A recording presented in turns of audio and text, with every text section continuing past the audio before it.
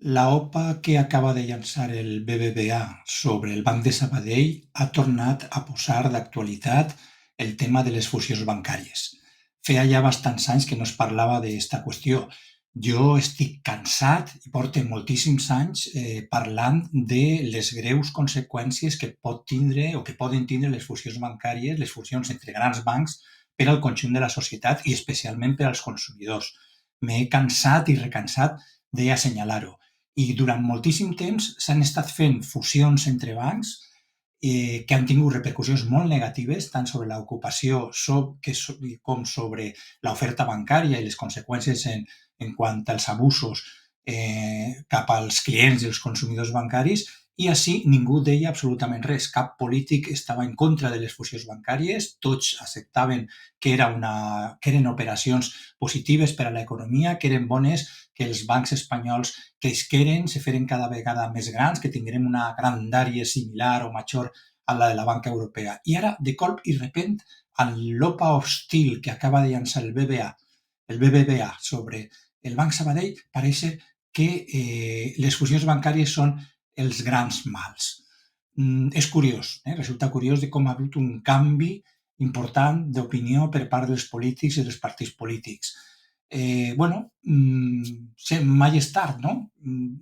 Almenys ara pareix ser que s'han donat compte. Jo crec que és una cosa més superficial i aparent que de profunditat, però en tot cas vull aprofitar este vídeo per a recordar-vos quines són les principals conseqüències negatives que les operacions de fusions entre bancs provoca en la societat. Les fusions bancàries el que porten és a la concentració, un augment de la concentració del sector bancari.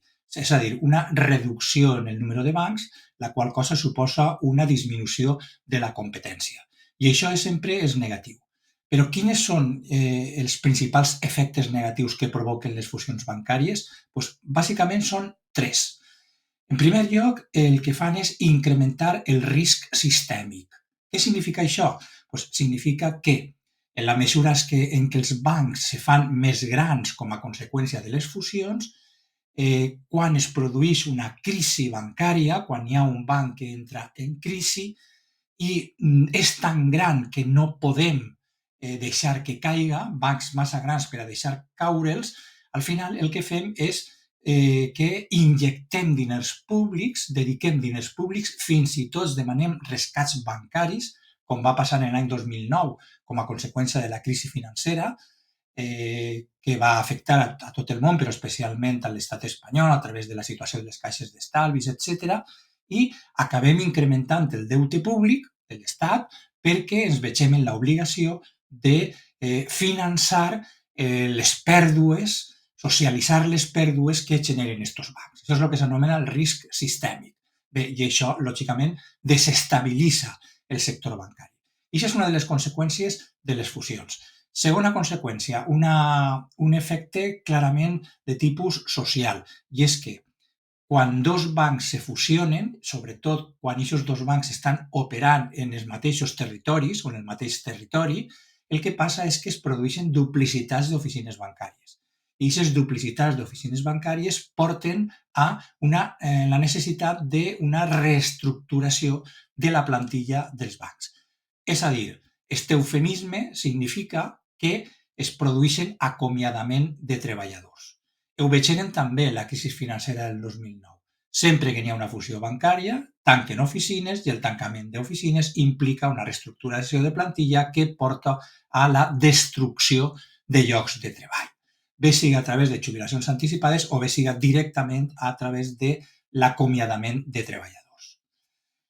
Tercera conseqüència, la concentració bancària provoca una reducció de la competència, una disminució en el número d'entitats bancàries i això redueix l'oferta bancària. Però sobretot, el que passa és que aquests bancs adquireixen o arriben a tindre un poder de mercat molt major, que es tradueix en un major poder de negociació front a la seva clientela.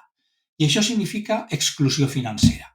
Exclusió financera que afecta tant a les empreses, especialment a les micro i a les xicotetes i mitjanes empreses, que veuen com és més difícil poder accedir a crèdits i a préstecs per a poder realitzar la seva activitat econòmica, com també exclusió financera per a els particulars, per a les economies domèstiques, per a les famílies, que veuen com també les condicions dels contractes que tenen amb els bancs s'endureixen i acaben traduint-se en abusos bancaris, com pugui ser l'increment de les comissions que ens cobren els bancs, com pugui ser inclús estafes bancàries.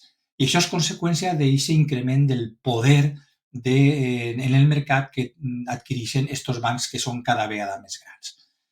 Per tant, en definitiva, ens trobem que les fusions bancàries generen uns efectes negatius molt greus sobre el conjunt de la societat, fins i tot a nivell econòmic, que hem de conèixer.